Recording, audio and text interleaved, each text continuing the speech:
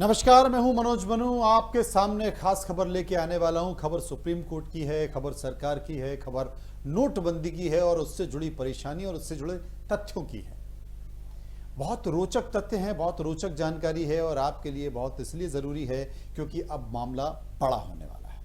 जी हां, supreme court ने नोटबंदी वाले मामले में सुनवाई करते हुए बुधवार को बड़ी बात कह दी है। ये बड़ी बात क्या है, मैं आपको विस्तार से समझा रहा हूं। बड़ी बात यह है कि कोर्ट ने कहा है कि वो इस मामले में सरकार के नीतिगत फैसलों की न्यायिक समीक्षा को लेकर लक्ष्मण रेखा से पूरी तरह से वाकिफ है कि सरकार की लक्ष्मण रेखा क्या होती है और वो जानते हैं कि वो लक्ष्मण रेखा क्रॉस नहीं करेंगे। लेकिन इन सब के बावजूद भी 2016 के नोटबंदी के फैसले की पड़ताल अवश्य करेगी कोर्ट। ये कोर्ट ने कहा है ताकि यह पता चल सके कि मामला केवल एकेडमिक कवायद तो नहीं थी। शीर्ष अदालत ने मामले की अगली सुनवाई 9 नवंबर रखी है, यानी कि 2022। बहुत ज्यादा दूर नहीं है, यह तारीख मुकर्रर हो चुकी है। याचिका में प्रधानमंत्री की अचानक से नोटबंदी की घोषणा के बाद 80% नोटों के बेकार करने की संवैधानिक वैधता को चुनौती दी गई थी। आज तक कोई समझ नहीं पाया कि नोटबंदी क्यों की गई है। Attorney general R K. Venkataramani कहते हैं कि जब तक नोटबंदी से संबंधित अधिनियम को उचित परिप्रेक्ष्य में चुनौती नहीं दी जाती, तब तक यह मुद्दा अनिवार्य रूप से एकेडमिक ही रहेगा। शीर्ष अदालत ने कहा है कि इस कवायद को एकेडमिक या निष्फल घोषित करने के मामले की पड़ताल तो भैया अब जरूरी है।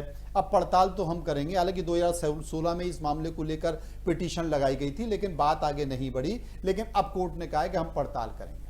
ठीक है, आपका एकेडमिक मामला है, लेकिन हम पड़ताल करेंगे क्योंकि दोनों पक्ष सहमत होने योग्य हैं ही नहीं, ये कोर्ट ने कहा। अब बात कहां पहुंच गई? बात यह पहुंच गई कि संविधान पीठ ने कहा है कि इस पहलू का जवाब देने के लिए यह कवायद अकादमिक है या नहीं, या न्यायिक समीक्षा के दायरे से बाहर है, हमें इसकी सुनवाई करनी होगी। पीठ ने आगे यह भी कहा है कि हम हमेशा जानते हैं कि लक्ष्मण रेखा कहां पर है, लेकिन जिस तरह से इसे किया गया था उसकी पड़ताल की जानी चाहिए। हमें यह तय करने के लिए वकील की दलील को सुनना होगा और समझना होगा, क्योंकि जनाब आपने फैसला तो बहुत बड़ा किया था। कोर्ट यहीं पर नहीं रुकता है, कोर्ट आगे भी बढ़ता है। कोर्ट कहता है कि केंद्र सरकार 500 और 1000 के नोटों पर प्रतिबंध लगाने के फैसले के बारे में जवाब देने के लिए अपनी फाइलों को तैयार रखे। बहुत खतरनाक बात है। सरकार को इस बारे में जवाब देना होगा कि सभी नोटों के 80% से अधिक तब प्रचलन में थे जब अचानक से प्रधानमंत्री नरेंद्र मोदी द्वारा देर शाम किए गए संबोधन में नोटबंदी की घोषणा की गई थी। कि और प्रधानमंत्री ने, आपको पता है क्या कहा था? आज से, अभी से सभी 1000 और 500 के नोट लीगल टेंडर घोषित किए जाते हैं। यह घोषणा थी। सरकार को इस मामले में जवाब देना होगा, यह कोर्ट कह रहा है। यह उपाय भ्रष्टाचार विरोधी था या नहीं, इस बारे में केंद्र और रिजर्व बैंक दोनों अपने अपने जवाब दाखिल करें। उन्होंने कह दिया है कि भैया कौन सी प्रक्रिया थी, जरा हमें प्रक्रिया तो बताओ। कि आरबीआई की एक प्रक्रिया होती है, सरकार की एक प्रक्रिया होती है। इससे पहले भी नोटबंदी की प्रणाली की गई थी, उसको संसद में पास किया गया था, संसद में बाकायदा वो प्रस्ताव पास हुआ था। उसके बाद फिर ये प्रक्रिया हुई थी। यहां तो ऐसा कुछ नहीं हुआ।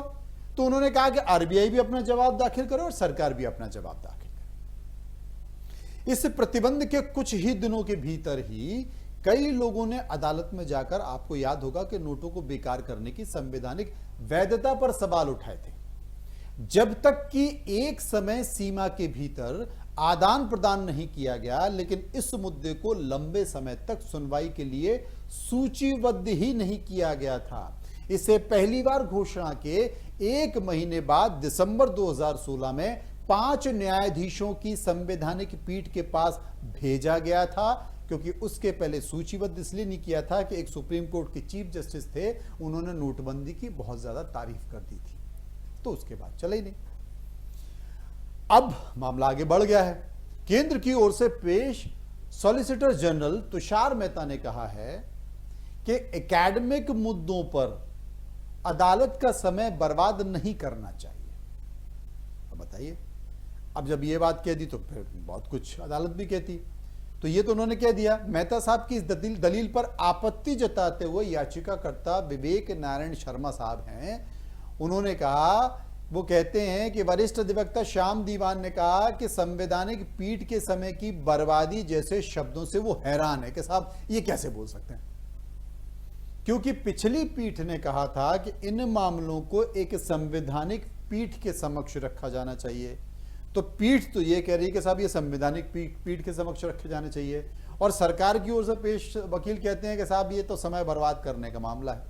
लेकिन एक अन्य पक्ष की ओर से पेश वकील वरिष्ठ अधिवक्ता पी चिदम्बरम साहब कौन है?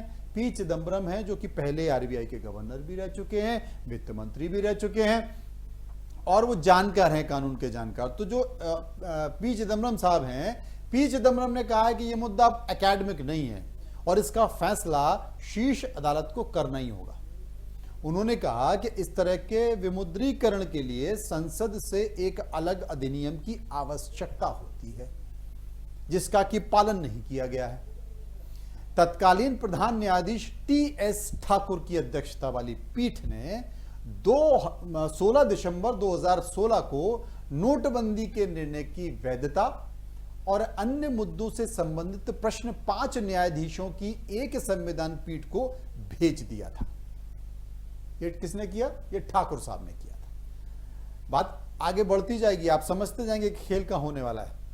3 न्यायाधीशों की पीठ ने तब कहा था कि यह मानते हुए 2016 की अधिसूचना भारतीय रिजर्व बैंक अधिनियम 1934 के तहत वैध रूप से जारी की गई थी, लेकिन सवाल यह है कि वो संविधान के अनुच्छेद 14 और 19 के विपरीत थी। अनुच्छेद 301 कहता है कि किसी भी व्यक्ति को कानूनी तौर पर सुरक्षित उसकी संपत्ति से वंचित नहीं किया जा सकता। अगर उसकी संपत्ति है और वो सुरक्षित है तो आप उससे वंचित नहीं कर सकते, वो उसका अधिकार है। लेकिन आपने उस व्यक्ति के पास रखे पैसे को भी लीगल टेंडर कर दिया। बात यहीं, पेच यहीं फंस रहा है। तो पीठ ने ऐसे मुद्दे का जिक्र करते हुए कहा था कि क्या बैंक खातों में जमा राशि से नकदी निकालने की सीमा का कानून में कोई आधार नहीं है? तो क्या अनुच्छेद 14, 19 और 21 का उल्लंघन है कि नहीं, यह प्रश्न खड़ा किया है। वहीं अनुच्छेद 14 कानून के समक्ष समानता प्रदान करता है, जबकि अनुच्छेद 19 भाषण और अभिव्यक्ति की स्वतंत्रता से संबंधित है, और अनुच्छेद 21 जीवन और व्यक्तिगत स्वतंत्रता की सुरक्षा के मौलिक अधिकारों से संबंधित है। इस संपत्ति का तो कोई जिक्र है ही नहीं। तो बात जो है वो लगातार इससे आगे बढ़ती जा रही है, और जिस धारा का जिक्र किया गया, ये कहा गया सरकार की ओर से जो जानकारी दी गई कि साहब हम जो नोटबंदी लागू कर रहे हैं, वो नोटबंदी हम इसलिए लागू कर रहे हैं क्योंकि इसमें एक अधिनियम का जिक्र किया गया, धारा का जिक्र किया गया, लेकिन वो क्या कहती है? वो धारा कुछ और कहती है।